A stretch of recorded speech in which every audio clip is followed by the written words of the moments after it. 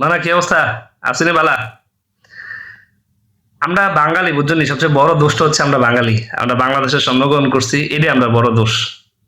Current থাকে না, gas তো নাই আর যে মাসখানেক ধরে গ্যাস নাই। কারেন্টের কথা আর কইলাম না। তো কয়দিন পর একটা ওই কি হারুন কিসিঞ্জারের মতো ফানি কথা তা উচ্চ লেভেল থেকে। কিছুদিন আগে দেখছো না একটা কথা এসে কি ওই কারেন্টের তারটি লম্বা দেখে লেগে বলে কারেন্ট থাকে না গ্যারামো। গ্যারামো লোডশেডিং নাই এদের কারেন্টের তারটি লম্বা লেগে গ্যারামো ইয়া থাকে না। কারেন্ট যাইতে কষ্ট হয়, কারেন্ট গেলে আইতে কষ্ট হয়। আরে কত কষ্ট তারটি অনেক লম্বা।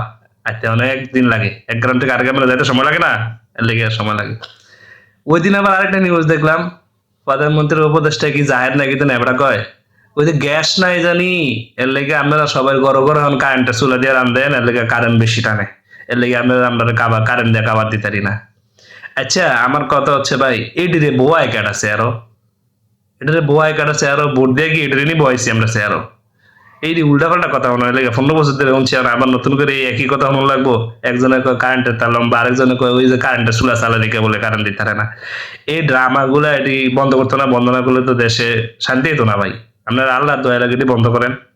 কারেন্টের তার লম্বা রেখে কারেন্ট দিতে পারেন না, তারপরে মানুষে ওই কারেন্টের চুলায় রান্ধে দেখে আপনারা কারেন্ট দিতে পারেন না। এটি কোনো কথা? এটি কোনো কথা? এটি মানুষে বিশ্বাস করবো বললে আপনারা ডামা টামা মনে করবো না? আপনারা মনে হয় না আপনারা ওই যে গোপাল ভাড়ের মন্ত্রীর মতো মনে হইতেছেন আপনারা? আল্লাহ আমরা হেদায়েত করুক। কথা একটা কন আমরা উচ্চপদস্থ মানুষ, কথা একটা কনের আগে হিসাব করে ৪ বার চিন্তা করে কথাটা কইেন। বুঝছেন? এখন মানুষ কিন্তু আগের মতো নাই।